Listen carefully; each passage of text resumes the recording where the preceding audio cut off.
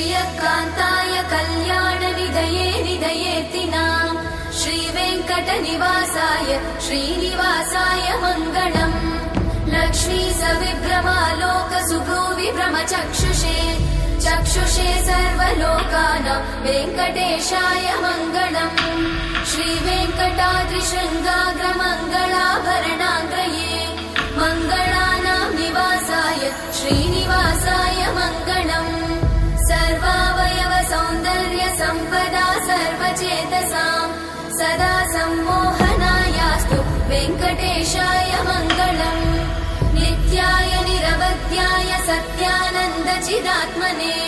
सर्वान्तरात्मने श्रीमद् वेङ्कटेशाय मङ्गलम् स्वतः सर्वविदे सर्वशक्तये सर्वशेषिने सुलभाय सुशीलाय वेङ्कटेशाय मङ्गलम्।